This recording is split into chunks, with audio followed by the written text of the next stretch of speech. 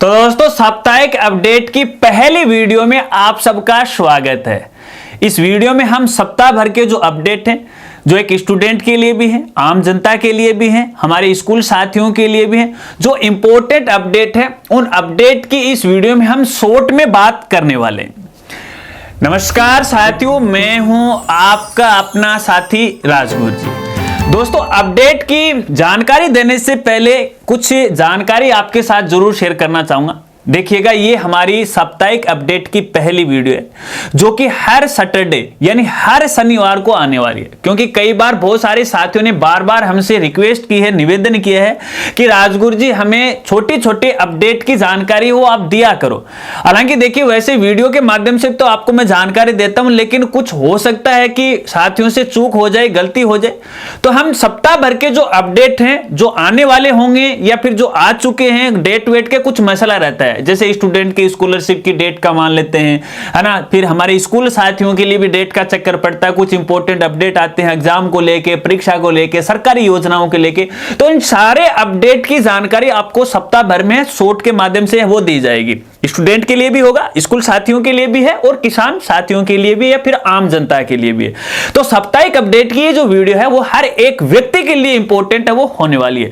चलिए अपडेट की शुरुआत कर लेते हैं। तो यहां पे सबसे पहले आम जनता या फिर किसान साथियों के लिए जो इंपॉर्टेंट अपडेट है उनकी हम बात करेंगे। तो यहां पे एक और अपडेट की पहले मैं जानकारी आपको देना चाहूंगा जो सबके लिए इंपॉर्टेंट है।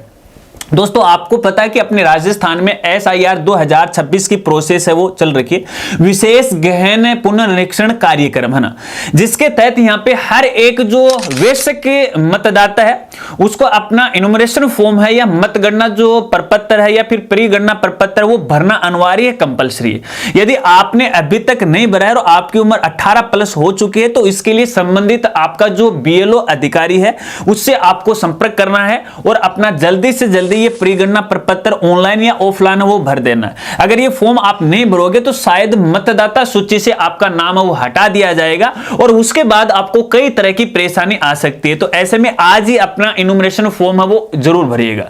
चलिए, अब किसान साथियों और आम जनता के जो नए अपडेट हैं उनके बारे में अपन बात कर लेते हैं। तो यहां पे पहला जो अपडेट है वो PM किसान निधि की 21वीं किस्त को लेकर है। 21वीं जो किस्त है वो 19 नवंबर 2025 को जारी होने वाली है। इसके रिलेटेड वीडियो हमने बना दी है, आप देख लीजिएगा। इसके अलावा यहां पे दूसरा जो अपडेट वो LPG KYC के लिए, जो भी हमारे साथी हैं जिन्होंने उज्ज्वला गैस कनेक्शन ले रखा है या फिर जिनको किसी भी सरकारी योजना के तहत है सब्सिडी मिलती है गैस सिलेंडर के ऊपर, अगर उन्होंने अपनी KYC नहीं की है तो 31 दिसंबर से पहले KYC कर लीजिएगा। अन्यथा है जो सेंट्रल गवर्नमेंट के 300 रुपए आते हैं वो आपको है वो नहीं मिलेंगे। इसके अलावा यहां पे देखिए, इनके लिए तीसरा जो अपडेट है वो वृद्धा पेंशन योजना को लेके है, सामाजिक सुरक्षा जो पेंशन। यदि आपने सामाजिक सुरक्षा पेंशन की KYC नहीं की है 2026 के लिए तो आज ही कर दीजिएगा। 31 दिसंबर 2025 से पहले अगर आप ये KYC नहीं करते हो तो आपको समस्या आ जाएगी, आपकी ये पेंशन बंद हो जाएगी।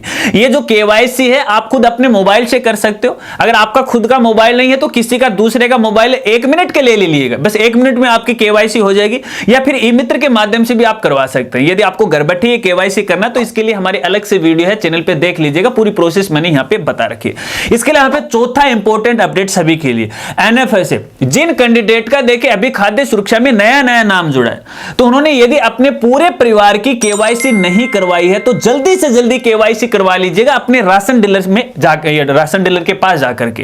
क्योंकि यहां पे देखिएगा अभी थोड़ा सा NFS नियमों में अपनी राजस्थान सरकार के द्वारा बदलाव किया गया है। यदि नया आपका खाद्य सुरक्षा में नाम जोड़ा गया है और आपके परिवार में मान लेते हैं कि 4 कैंडिडेट हैं, केवल 3 की आपने KYC करवाई और 1 की नहीं करवाई तो आपका राशन वो रोक लिया जाएगा, ठीक है ना। तो जल्दी से जल्दी KYC कीजिएगा, अन्यथा आपको पछताना वो पड़ सकता है। चलिए, ये तो हमारे किसान और आम जनता के लिए कुछ अपडेट थे। बात करते हैं स्टूडेंट के लिए अपडेट की।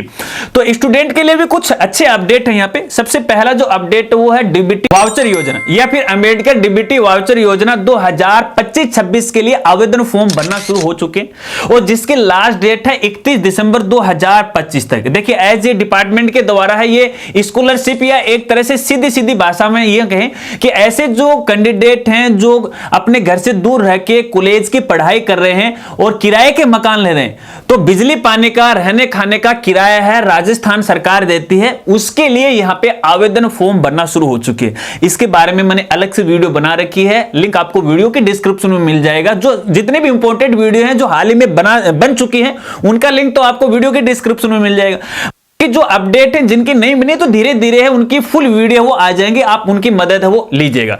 चलिए, इसके अलावा यहाँ पे स्टूडेंट के लिए दूसरा जो अपडेट है वो भी सामाजिक न्याय एवं अधिकारिता विभाग की जो स्कॉलरशिप है, जो उत्तर मैट्रिक है, पोस्ट मैट्रिक है, एज ए डिपार्टमेंट की है ना, तो उन स्कॉलरशिप के देखिए सभी के आवेदन फॉर्म भरना शुरू हो चुके हैं। तो 31 दिसंबर 2025 से पहले पहले आप अपना आवेदन फॉर्म भर दीजिएगा। भले आप प्राइवेट स्कूल में पढ़ रहे हो या गवर्नमेंट स्कूल में पढ़ रहे हो या कॉलेज हो या कुछ भी हो, ठीक है ना, तो आप जल्दी से अपना फॉर्म भर दीजिएगा। सारे जो फॉर्म है वो ऑनलाइन ही भरे जाएंगे। जिसके बारे में आपको जानना है, क्या जानना है, कमेंट करके मुझे जरूर बताएगा। चलिए, इसके बाद यहां पे देखिएगा अगला जो अपडेट है वो कॉलेज आयुक्तालय के स्कॉलरशिप को लेकर। तो कॉलेज आयुक्तालय के द्वारा है स्कॉलरशिप की डेट है वो एक्सटेंड की गई है, जिसके अंदर जैसे स्कूटी योजना है, कालीबाई है, देवनारायण स्कूटी योजना है, या बालिका दूरस्थ स्कॉलरशिप है, ये मुख्यमंत्री उच्च स्कॉलरशिप छात्रवृत्ति योजना, इन सब की डेट है वो बढ़ाई गई है। तो लास्ट डेट 31 दिसंबर है, इससे पहले पहले है आपको ये आवेदन करना यदि आप इसके लिए यहां पे पात्र हैं तो, ठीक है। चलिए, इसके बाद स्टूडेंट के लिए सबसे इंपॉर्टेंट अपडेट वो है यूथ आइकन अवार्ड। दोस्तों यहां पे देखिए कोई ऐसा युवा है जिसकी जो उम्र है वो 15 से लेकर 29 वर्ष के बीच में, और आप में किसी प्रकार की कोई प्रतिभा है, कोई कला है आप में है, या फिर आपके अंदर कोई ऐसी योग्यता है जिससे आम जनता को फायदा होता हो, या फिर आपका सोशल मीडिया अकाउंट है, बहुत ज्यादा फॉलोअर्स हैं जिसके माध्यम से लोग लाभान्वित होते हैं, तो राजस्थान सरकार के द्वारा यूथ आइकन अवार्ड 2025-26 के लिए आवेदन है वो मांगे। इसके लिए आपको सम्मानित किया जाएगा, जिला स्तर पर भी किया जाएगा और यहां पे राज्य स्तर पर भी वो किया जाएगा टॉप पे आने पे। यदि आप में कोई प्रतिभा है तो आप जल्दी से जल्दी आवेदन कर दीजिएगा। आवेदन की जो लास्ट डेट है वो 30 नवंबर 2025 तक है। इसका वीडियो नहीं आया है, कल इसका वीडियो आ जाएगा, ठीक है ना, तो वो देख लीजिएगा।